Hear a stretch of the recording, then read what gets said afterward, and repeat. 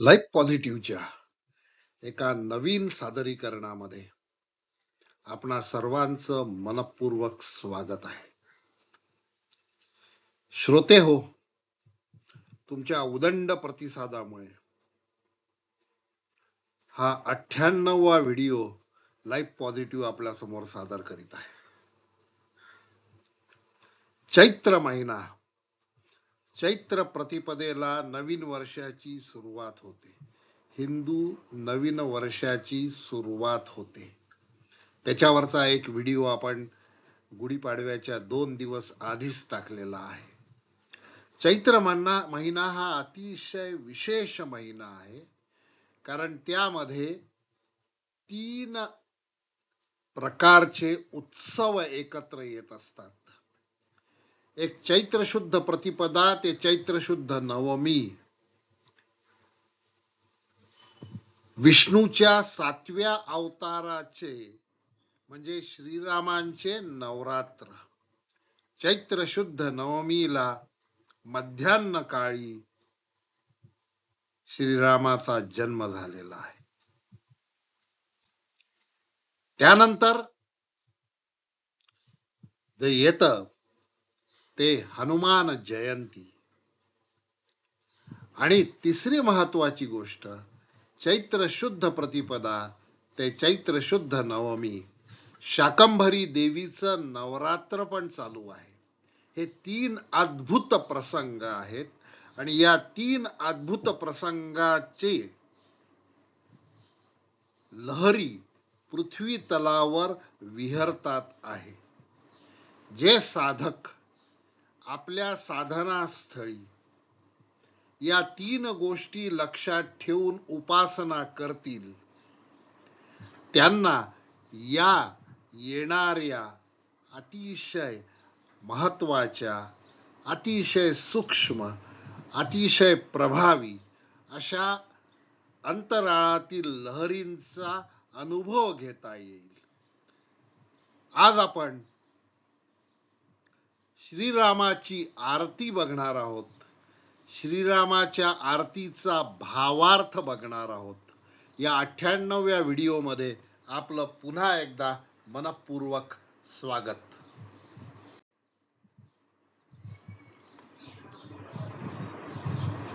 चैत्र महिन्यातील शुक्ल पक्षाच्या नवमी तिथीला मध्यान्ही विष्णूच्या 7व्या पूर्णावताराचा जन्म झाला. मर्यादा पुरुषोत्तम प्रभू रामचंद्र यांचा जन्म इक्ष्वाकू वंशामध्ये राजा दशरथाच्या घरी झाला. श्रीराम अनेक अर्थांनी अद्वितीय आहे.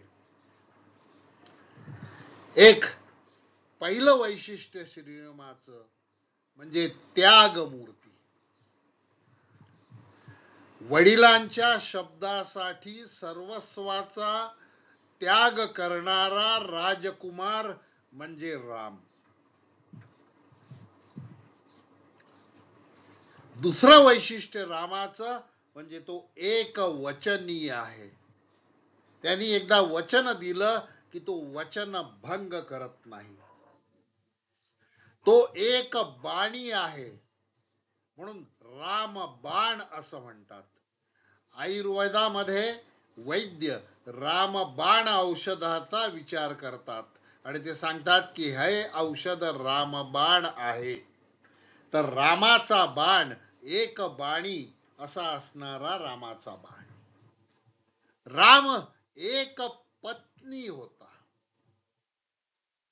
रावणाने सीतेला पळवलं, त्यामागची एक सामाजिक पृष्ठभूमी अशी की राम हा उत्तरेतील होता आणि उत्तरेमध्ये यज्ञ कर्माला अतिशय महत्व आहे. रामाची जर पत्नी आपण पळवली तर रामाला यज्ञ कर्म करता येणार नाही आणि जर रामानी यज्ञ कर्म केलं नाही तर राम पराक्रमी राहू शकत नाही. आणि रामानी जर दुसरं लग्न केलं तर रामाचे सगळे वैशिष्ट्य धुळीस मिळतील, ही रावणाची भूमिका होती. परंतु रामानी यज्ञ सोडला नाही. या माहितीच्या पृष्ठभागाला शिवलिंगाची पूजा करताना राम आणि लक्ष्मण दिसतो आहेत. तर एक पत्नी आपल्या मर्यादा कधीही न सोडणारा राम आहे, म्हणून तो मर्यादा पुरुषोत्तम आहे. कुटील हेतूने युद्धाकडे पाठ फिरवून जाणाऱ्या योद्ध्यावर रामाने बाण कधीच चालवलेला नाही. विभीषणाने सांगितलं की हा आता आसुरी शक्तींचा वापर करणार आहे आणि म्हणून तो माघारी जातो आहे, तरी पण रामाने आपला बाण चालवला नाही. त्याच्या परिणामांना तो सामोर गेला. असा रामाचं आणखीन एक वैशिष्ट्य, राम हा आदर्श प्रशासक होता. आणि सगळ्यात महत्वाचं, राम हा प्रेरणादायी राजा होता. राम भारतीयांच्या नसानसामध्ये आहे. राम भारतीयांच्या धमन्यामधून वाहतो आहे. राम संपूर्ण भारत राममय आहे. त्यामुळे रामाचं मंदिर पाडून त्या ठिकाणी मस्जिद बांधल्या गेली. परंतु इतिहासाची पुनरावृत्ती झाली आणि याच वर्षी कारसेवकांनी केलेल्या बलिदानाला यश आलं आणि राम मंदिराची निर्मिती झाली. हा एक अद्भुत योग आहे. भारतामध्ये परदेशातून आलेल्या परकीय आक्रमकांनी आपली प्रार्थना स्थळे अतिक्रमित जागेमध्ये उभारलेली आहेत. वेद आणि उपनिषद साक्षी आहेत की अतिक्रमित जागेमध्ये केलेली उपासना कधीही फलदायी होऊ शकत नाही. आणि याचं उदाहरण तुम्हाला बघता येईल. येणाऱ्या अनेक वर्षामध्ये परकीय आक्रमकांनी आक्रमित केलेली अनेक हिंदू स्थळ ही परत हिंदूंच्या ताब्यात येतील, कारण राम सर्व भारतीयांच्या धमन्यामधून वाहतो आहे. संत माधवदासांनी वर्णन केलेली रामाची उत्कट आरती आहे. उत्कट आरती आहे ही भावार्थी आहे. भावार्थी आहे, भाव असलेली आरती आहे. त्यात आर्तता तर आहेच, परंतु ही आरती प्रत्येक भक्ताच्या मनामध्ये वसलेल्या आत्मा रामाची जाणीव करून देणारी आरती आहे. शंकराचार्यांनी जागृत केलेला आत्मबोध अत्यंत सोप्या शब्दामध्ये माधवदासांनी या आरतीमध्ये आणलेला आहे. त्यामुळे ही आरती विशेष आरती आहे. त्या आरतीचा आपण भावानुवाद करूया. सगळ्यात पहिल्यांदा आपण ध्रुवपद बघूया. ध्रुवपद हे प्रत्येक कडव्यानंतर येतं, परंतु या ठिकाणी मी ध्रुवपद फक्त सुरुवातीला घेतलेला आहे. जय देव जय निज बोधा रामा, परमार्थे आरती सद्भावे आरती, परिपूर्ण कामा जय देव जय देव.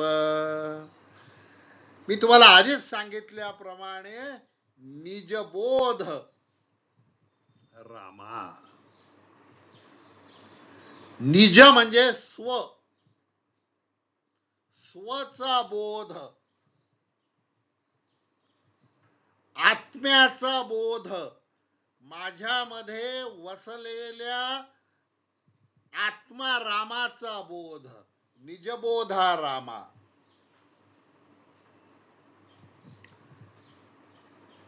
परमार्थे आरती, दोन शब्द आहेत, स्वार्थ आणि परमार्थ. स्वार्थाचं रूपांतर परमार्थामध्ये करता यायला पाहिजे, त्याच्यासाठी उपासना हवी.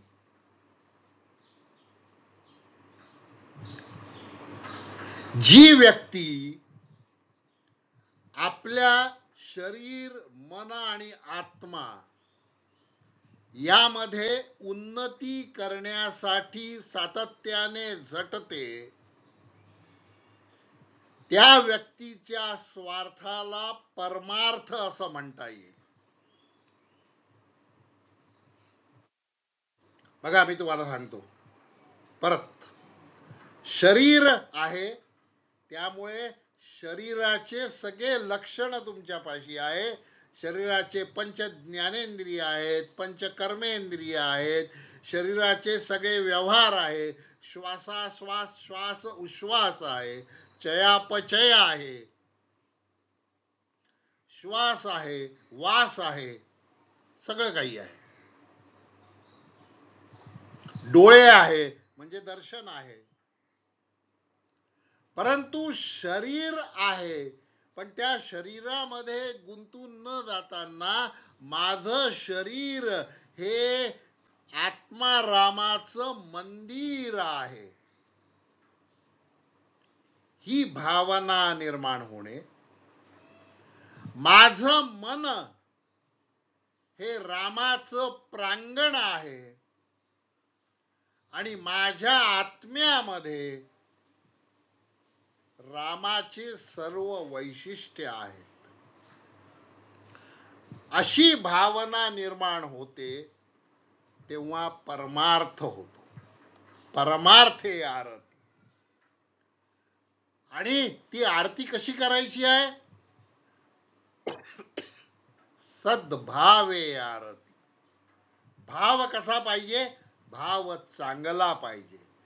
चांगला भाव असला तर चांगले फळ आपल्याकडे आकर्षित होतील. आणि त्या आरतीतून होणार काय आहे? कॉमानंतरच्या एका शब्दामध्ये माधवदास सांगतात आहेत, परिपूर्ण कामा. तुमचे सर्व कामना परिपूर्ण होतील. जय देव जय देव जय निजबोधा रामा. परमार्थे आरती, सद्भावे आरती, परिपूर्ण कामा जय देव जय देव. आता व्यावहारिक प्रचलित आरत्यांच्या पुस्तकांमध्ये नसलेलं कडवं या ठिकाणी घेतलेलं आहे आणि म्हणून त्या कडव्याला खाली पिवळ्या रंगाने हायलाइट केलेलं आहे. हे पाठ भेद कडवे आहे. हे कडवं सामान्यतः आरतीच्या पुस्तकात सापडत नाही. पण माझा विशेष विषय आहे की आत्मबोध राम, आणि त्याची पुष्टी करण्यासाठी हे कडवं मी मुद्दामून घेतलेलं आहे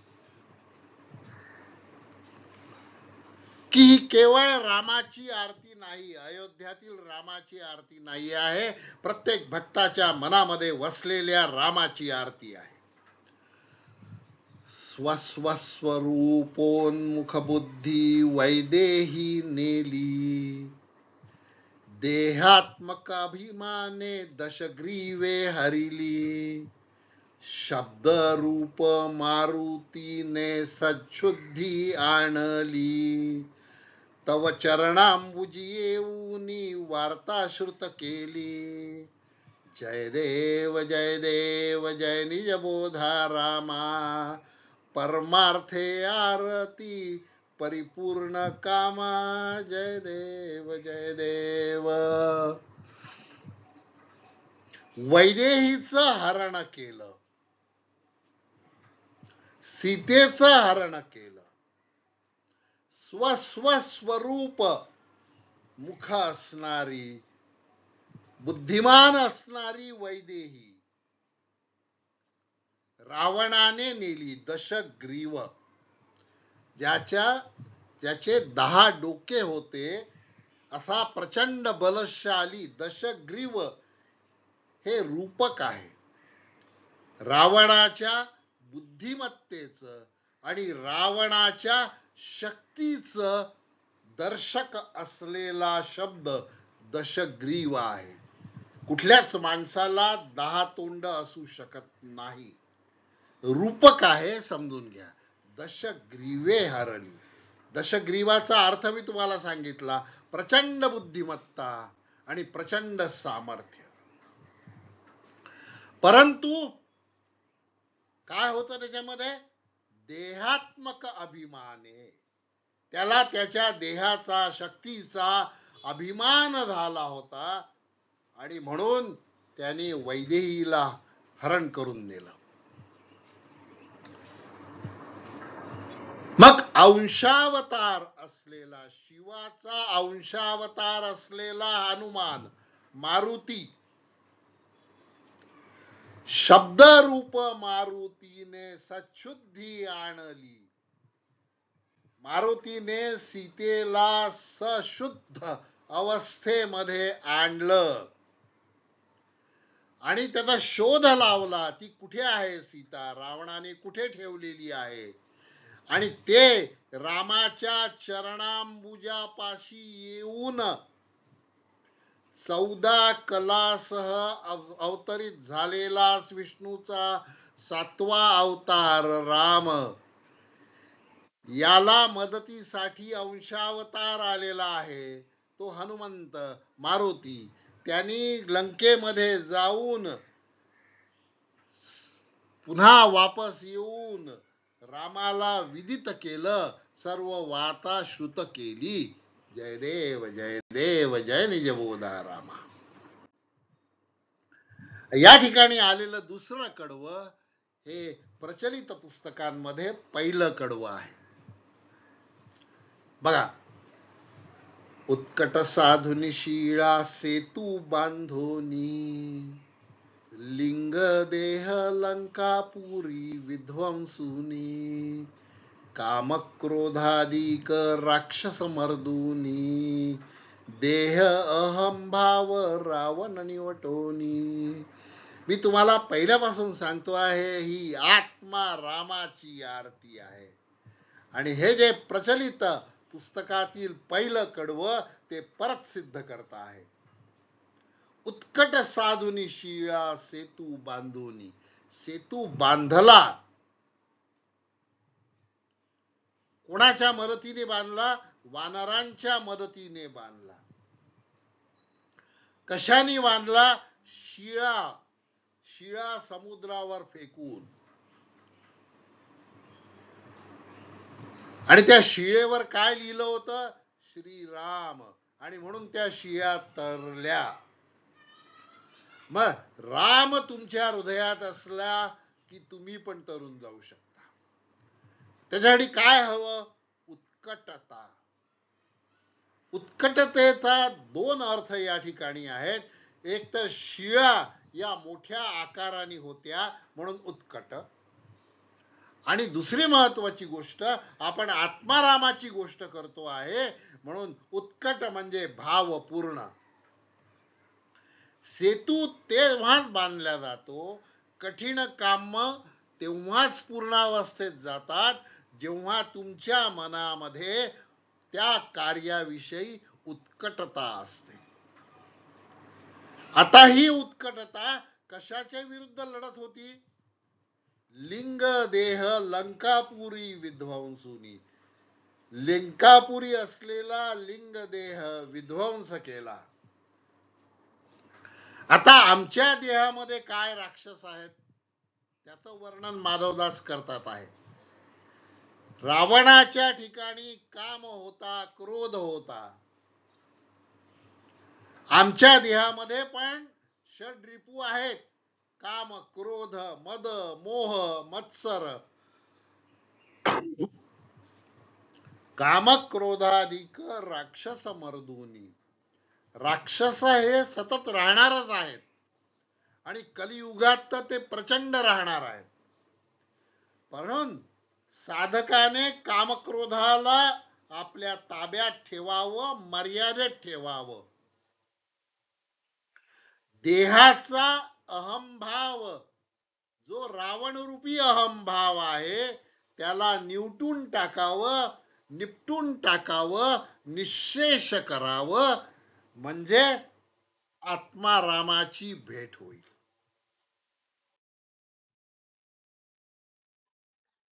प्रचलित पुस्तकातील दुसरं कडवं या ठिकाणी 3ऱ्या नंबरवर आलेलं आहे. प्रथम सीता शुद्धी हनुमंत गेला. पाठभेद आहे.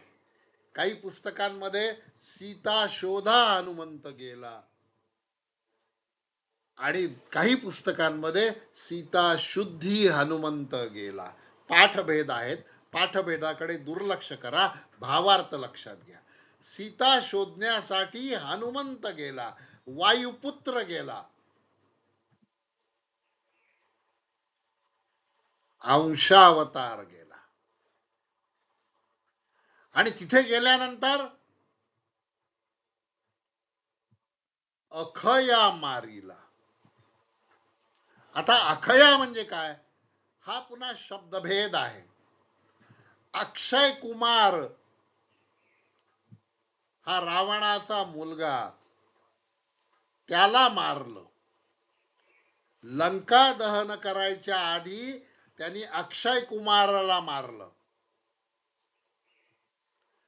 त्यानंतर अक्षय कुमारला मारल्यानंतर मारीला जंबू माळी. रावणाचा सेनापती प्रहस्त, रावणाचा सेनापती प्रहस्त, त्याचा मुलगा जंबूमाळी, त्यालाही मारलं. तुकाराम महाराज काय म्हणतात, अखया पुत्र तो मारिला, जंबूमाळी त्राटीला. तुकाराम महाराजांचे शब्द आहेत हे. सर्व भागवत वंशीय लोक तीच कथा सांगतात आहेत. भुवनी त्राटीला. आता त्राटीला शब्दाचा अर्थ काय आहे, तर स्वतः जो विध्वंस केलेला आहे रावणाने, हनुमंताच्या शक्ती स्वरूप असलेल्या शेपटीला आग लावली आणि त्या आगीचा वापर लंका दहनासाठी केला. आणि त्यानंतर जे काही झालं, त्राहिमाम त्राहिमाम, तो विध्वंस हनुमंताने, वायुपुत्राने, रामदूताने आकाशात भ्रमण करून पाहिला. आणि मग काय आलं, आनंदाची गुढी घेऊन आला की मी माझी मोहीम फत्ते केली आहे. हे रामाला सांगायला तो परत गेला. त्याच्या आधी सीतामाईला भेटला की आपण रावणाच्या लंकेला आग लावली, पण सीतामाई तर सुरक्षित आहे की नाही त्याची खबरदारी घेतली त्यांनी. आणि मग आनंदाची गुढी घेऊन गेला की रावणाची लंका अभेद्य नाही. कारण रावणाने शंकराकडून वरामध्ये मागितलेली भवानी ही श्रीलंकेचं लक्षण करत होती. आणि ज्या वेळेला हनुमंत त्या ठिकाणी गेला त्यावेळेला भवानी मातेनी सांगितलं की तू आता आला आहे, मी जाते, मी गेल्याशिवाय तुला आतमध्ये प्रवेश करता येणार नाही. म्हणजे शक्तिपुत्र रुद्रपुत्र आपल्या मातेची सुटका करायला लंकेमध्ये गेला होता. दोन माता आहेत, एक तर भवानी माता आणि दुसरी सीता माता.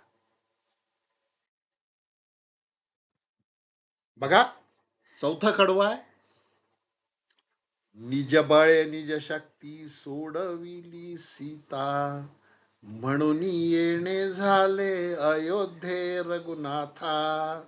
आनंद ओसांडे, आता काही ठिकाणी ओसांडे आहे, काही ठिकाणी ओसांडे आहे. आनंदे ओसांडे वैराग्य भरता, आरती घेऊन आली कौसल्या माता. मी माधवदासांचं एवढं का कौतुक करतो आहे, याचं कारण असं, रूपक याच्यापेक्षा सुंदर असूच शकत नाही. बघा प्रत्येक ठिकाणी ते आठवण करून देतात आहेत. निज बळे श्रीराम, लक्ष्मण आणि हनुमंत यांनी निज बळ वापरून, निज शक्ती वापरून सोडविली सीता.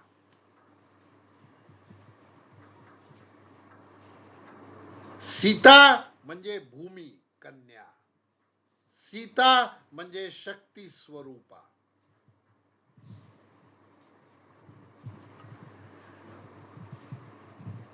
तर तुमचं बळ, स्वतःचं बळ असल्याशिवाय आणि स्वतःची शक्ती असल्याशिवाय तुम्ही पारतंत्र्यातून स्वातंत्र्यामध्ये येऊ शकत नाही. म्हणून मनाची गुलामगिरी, भावनिक गळचेपी याला उत्तर द्यायला भारतीयांनी शिकायला हवं.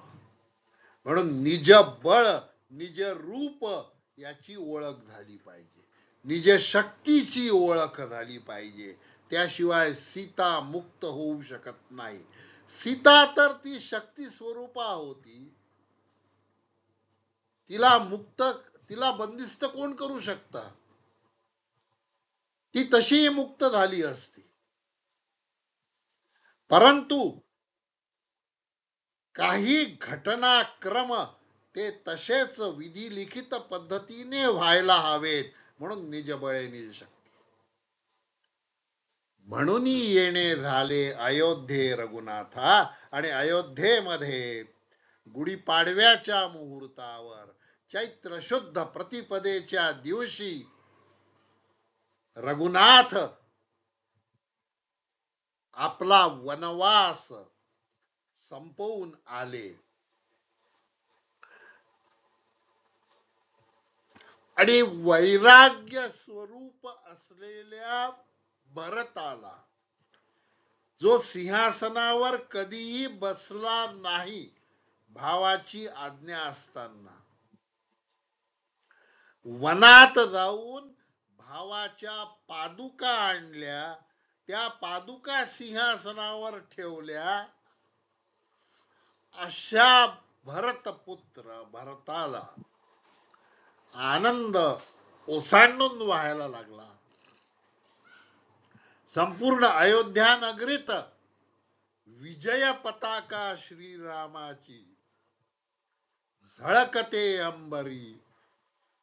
प्रभू आले मंदिरी, आरती घेऊन आली कौसल्या माता. आणि माता घेऊन आली आरती, पंचारती घेऊन आली ओवाळायला.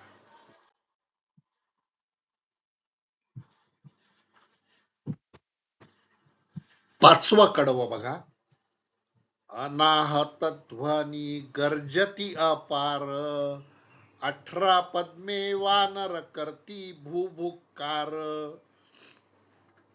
अयोध्येसी आले दशरथ कुमार, नगरी होत आहे आनंद थोर.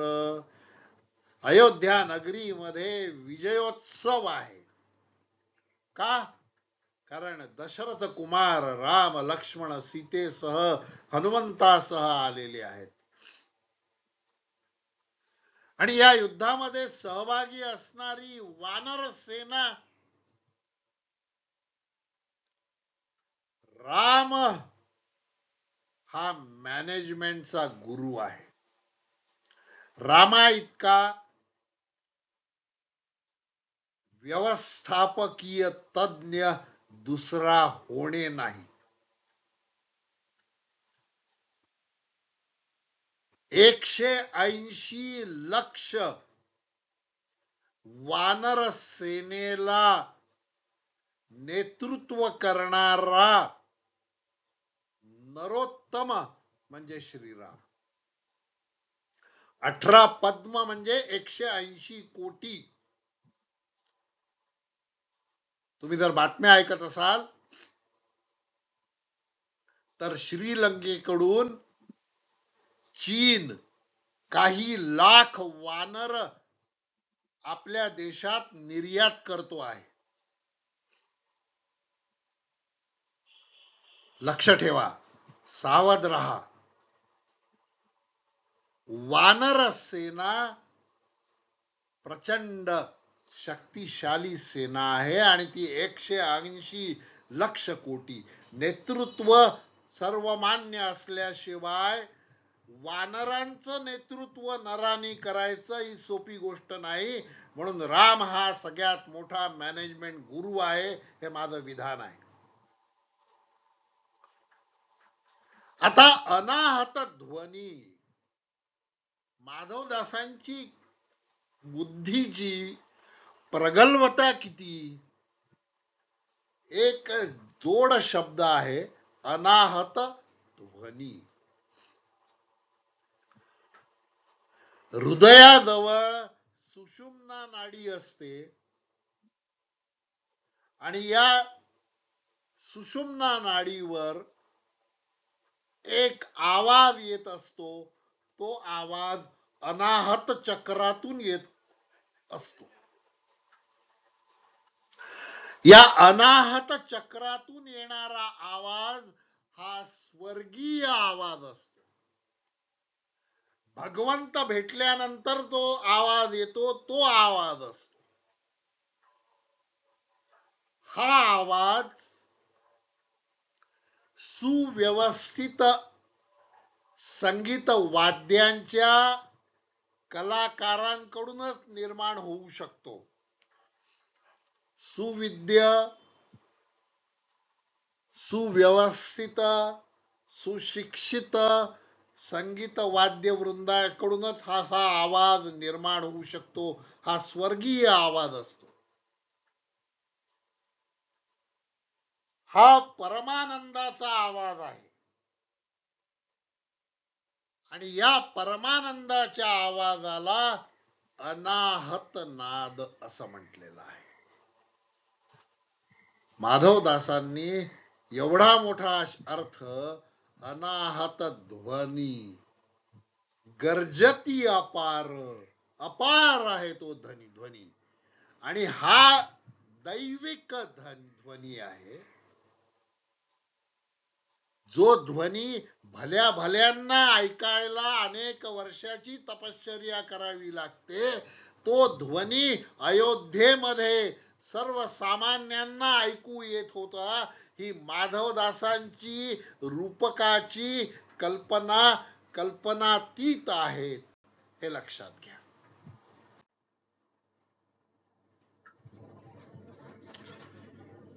सहावं कडवं ऐका.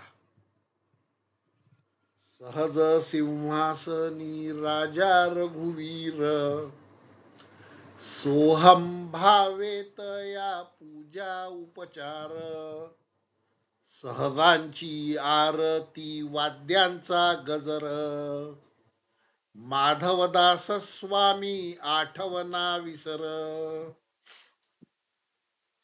माधवदासांची अवस्था कशी झालेली आहे? राजा सिंहासनावर आलेला आहे,